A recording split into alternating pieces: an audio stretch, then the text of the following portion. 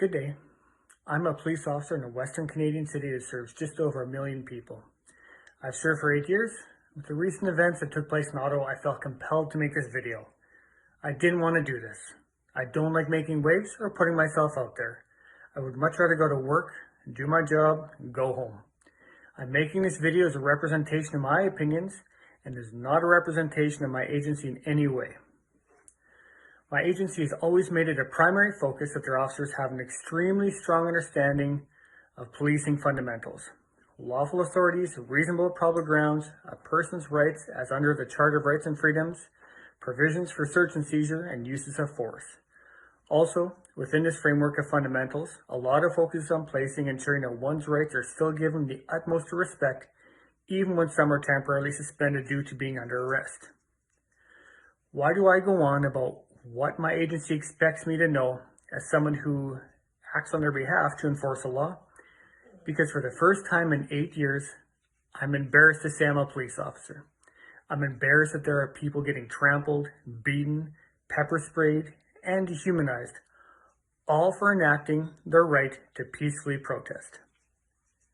I've always tried to delay my opinions on serious incidents until I've had a chance to examine any and all viewpoints and take into account any context that may exist.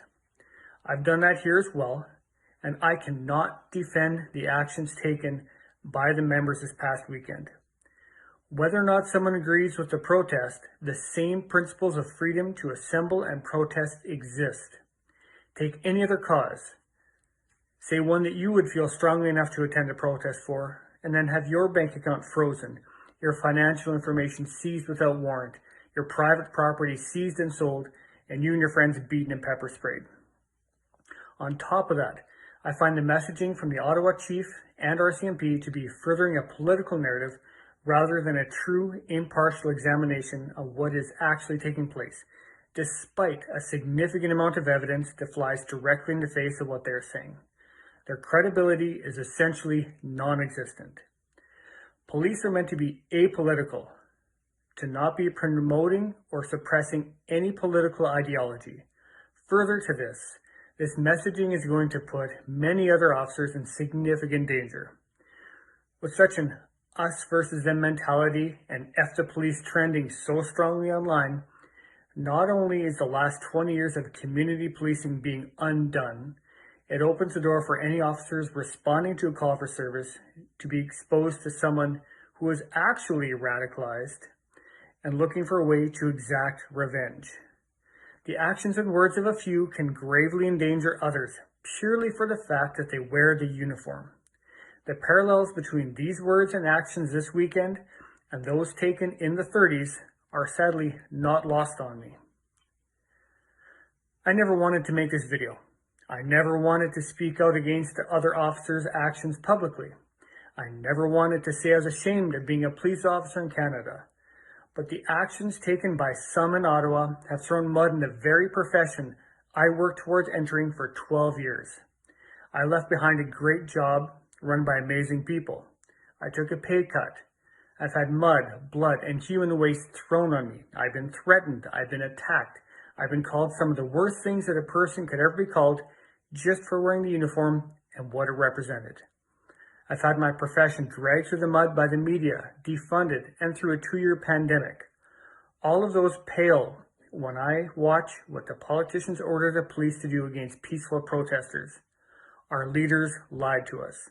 Our police leaders have blindly followed along, completely forgetting that they are indeed supposed to be police, not politicians. Jordan Peterson said, and was referenced by retired Canadian Armed Forces member Glenn Hill, and I quote, "It's not safe to speak, but it's even less safe to not speak," end quote.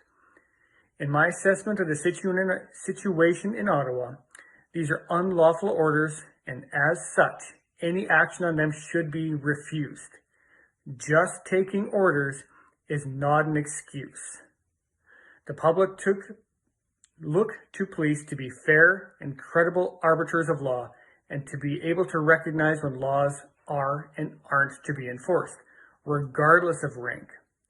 I implore all sworn members to remember back to the day they swore their oath to protect the Charter and the courage it takes to do the right thing. That expectation from the public still exists. I hope that all officers in Canada re-examine themselves if these actions fit within their interpretations of their oath. Take care.